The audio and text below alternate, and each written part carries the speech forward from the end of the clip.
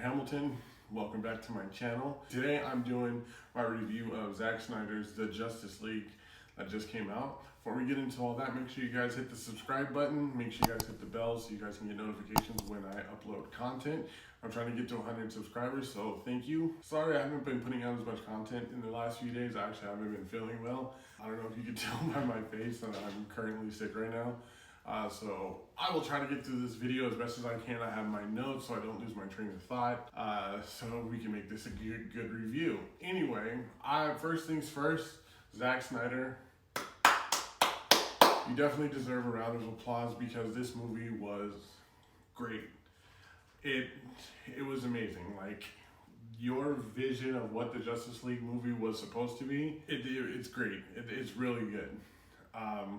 Between that and the first one, like the first one fell short of many things, many things. A few things I didn't like in the first one was like, it didn't feel like certain characters didn't have enough character drive or character arc or anything like that.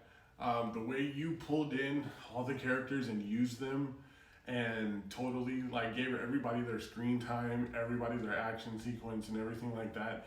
That's right up there with the Russo brothers and what they did with like Avengers, Civil War, Endgame, all that. So, and it's hard to do, and you pulled it off. So, congratulations on that. Is DC back? Only time will tell. Only time will tell. I mean, you can't necessarily, judge it off of one great movie, but we'll see.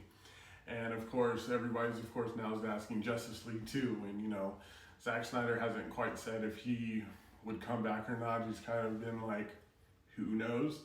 But for me, to use Zack Snyder, come back and do it, please. You have to. Spoilers. So if you have not seen this movie, I suggest you probably pause it right now and not watch anymore because I'm going to go deeper into the movie now. It took me a minute to get used to the 4:3 as opposed to the widescreen. It came on and I was waiting for it to, widen out, and I was like, I don't know if I'm gonna be able to watch this. And it ended up, it worked for the movie. Honestly, it worked for the movie. Instead of it being cut this way, you had more stuff going this way. The first action scene, the battle scene, the Wonder Woman scene, as opposed to the first one, this one, like, it went so much harder. Like, Wonder Woman comes busting in, and she just instantly off top gets to wrecking people, throwing them against walls. There's actually blood. You actually see people's head cracking and stuff like that, and instead of her throwing it through the thing, she actually flies up and tosses it and, saves everybody. Amazing. This movie definitely catered to the more mature, and that's exactly what it needed. People accuse the DC universe or the movie universe of being so much darker, and sometimes it didn't fit, but in this case it actually worked for how dark it is. And like, when it comes to DC, like, DC is dark. Gotham's a dark city. There's a lot of dark stories that happen in DC, so this actually felt like good to see it, and it was executed in the perfect way. When they showed the old battle with the old Atlanteans and men and like Zeus and Ares and the Green Lantern, like, that battle was insane. It was crazy to see Zeus go ham. I think that's when Darkseid showed up. They laid out Steppenwolf, Darkseid showed up. Great action. It wasn't short. It wasn't like a quick little flashback. Like, it actually had good fight scenes, like really good ones. Which brings me to my next point. Steppenwolf got the biggest upgrade I have ever seen. Between the first one and his armor and everything looking hella lame, like, he got upgraded. His armor was nasty. It was actually almost like alive. Like, every time, like, he was just constantly in motion. Like, the spikes were constantly moving, and nothing can penetrate that. Arrows were going in, and he just did like a 300 and just sent them flying. So Steppenwolf had probably like the greatest upgrade. The one negative thing that I will say that I personally didn't like was the slow motion. I feel like there was a little too much slow motion. And for a 4-hour movie, like, maybe if a lot was in slow motion, it could have cut off like a lot. Maybe not anything like noticeable, but there was just a lot of slow motion, like the Barry Allen scene where he saves the girl from the car accident. It didn't need to be that long. Like, I would have liked to see him move fast, maybe throw in a little bit of slow motion, but move fast and save the girl. It was a little cheesy, him like brushing her hair apart, folding her arm. You know, like, I wanted to see him like come in and just scoop her up and then, you know, go about his day. But, you know, and then there was just a lot of slow motion going on throughout the action scenes, and it worked in some places, and some places it seemed like maybe it was a little too drawn out. Another thing that I liked was that he took these characters, and because characters like Barry Allen and Victor Stone didn't have their own movies, he actually spent time and pretty much gave them like a mini origin story. The Victor Stone origin story was deep. It was really deep. Him and Batman almost parallel each other with the losing of both family members, and now you have these powers, and now you have to figure out what you're going to do after that. The whole football scene and this and that, it was good. Like, I really felt for Cyborg, which Cyborg stole the movie. Like, you think in a movie like Justice League, it would be all about like Batman or Superman. Cyborg pretty much ran this team. Like, he knew what he was supposed to do, and he executed everything perfectly. Like, it was amazing to see Cyborg. The other thing that I really like when it comes to character development, Barry Allen. In the first one, I hated him. I did not like him. I was like, they turned Barry Allen into this social anxiety ridden like kid who's awkward and everything like that, and just didn't fit. It didn't feel like he fit in with everybody. And this one, it made sense the way he was, and they didn't go over the top with it. They kind of gave him the anxiety in this, and, you know, mom, dad blamed for his mom's death, you know, so, you know, it makes sense. But he had his times where he totally shined. And like the Superman versus Flash, like when Superman comes back and he doesn't really know who he is and he starts fighting everybody, the way they kind of went in deeper to that scene, and Superman like punching him, and, you know, Flash is just like that was so dope, because that's how I imagined what those two would fight would be like. He's just too fast for him, but yet Superman is fast as well, and like that's just a dope scene for me in that thing, was just to see them go. But even like Flash had crazy scenes where he would like take off, and they would like show him in fast motion. You just see his body like, it was crazy. Or like when he was running the circles and he was just like,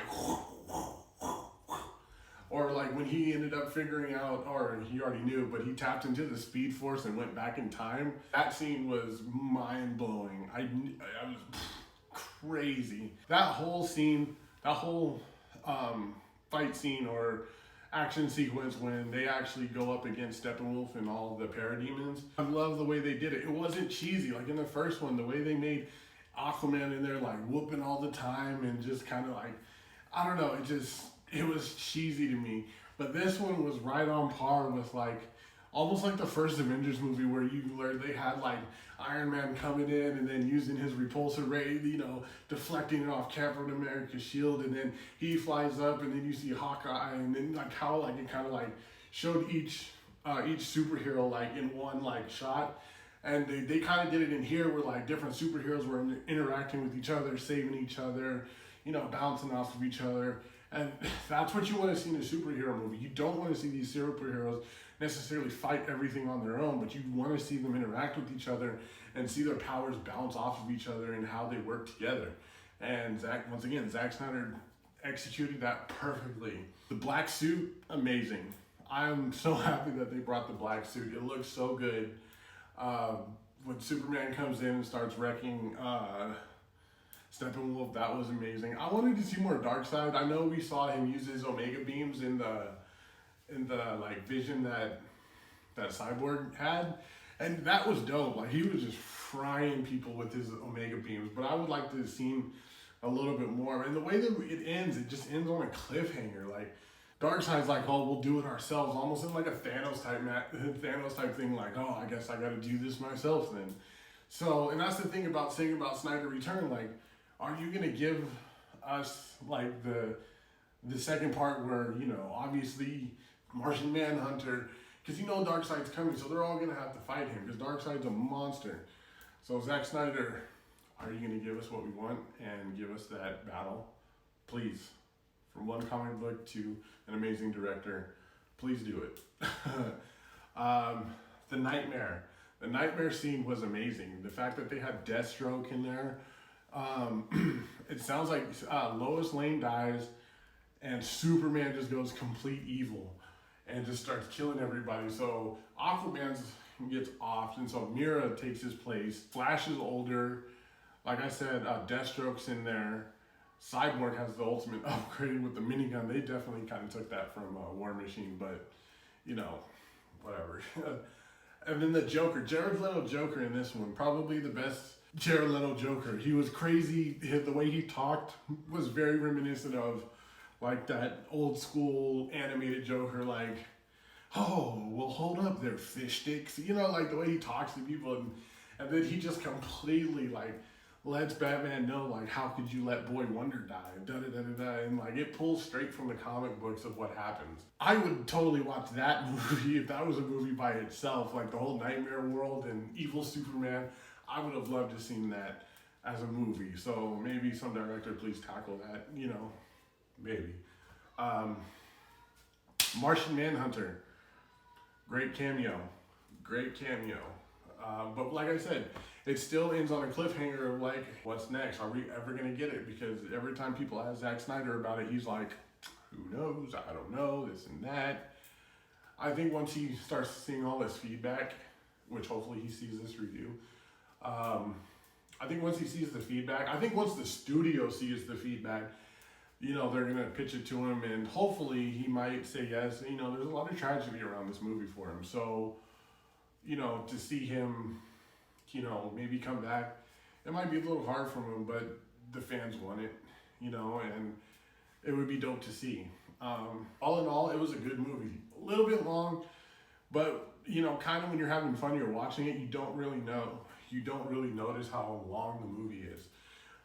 I will say, I feel like this is the future for movies, though, because of people watching movies at home and all these streaming services starting to like premiere their movies on the same day, but inside of the streaming services. I think it's going to change movies because this movie was great, but I think it was great because of the length. He was able to, like I said, these origin stories took time to build up, and he had the time to actually put it in and not cut it short, not turn this hour or 30, 40 minutes origin story into like a 10-minute clip. You know, everything that was in there needed to be in there for how long it was. It made the battle scenes great.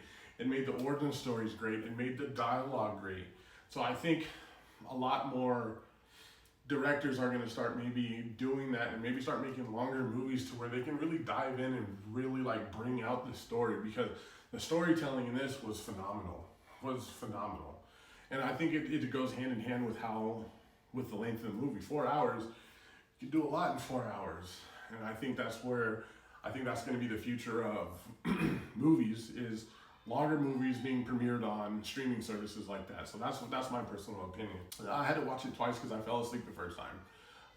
That's my review, guys. I hope you guys enjoyed it. I hope it was full of information. If you haven't seen it and you watched the whole thing, I hope I didn't spoil too much. Or I hope I spoiled enough to make you want to go watch it, because it's a good movie. It's a good movie for DC. It's definitely a notch in the right direction for DC, coming off of a few movies that were, you know, not too great. But this one definitely is great. So I recommend you guys watch it. I'll probably end up watching it again. So yeah, I don't know, I can take a breath. Thank you guys for watching. Thank you guys for being on my channel. More content coming as always. Falcon and the Winter Soldier reviews will be up hopefully the day or two after they air. I'm still trying to figure out how to film myself watching them and doing the whole fair time reviews. That's all new to me. So if I figure that out, hopefully I'll be able to bring you episodes of me watching it. Yeah, once again, Twitch. Guys, follow me on Twitch, twitch.com/MrHamiltonNSG if you guys want to see my gaming. We're trying to get to 100 subscribers, so please, guys, hit the subscribe button, hit the bell, get the notifications when I upload content. Hope you guys have a wonderful day, and once again, I'm Mr. Hamilton. Peace.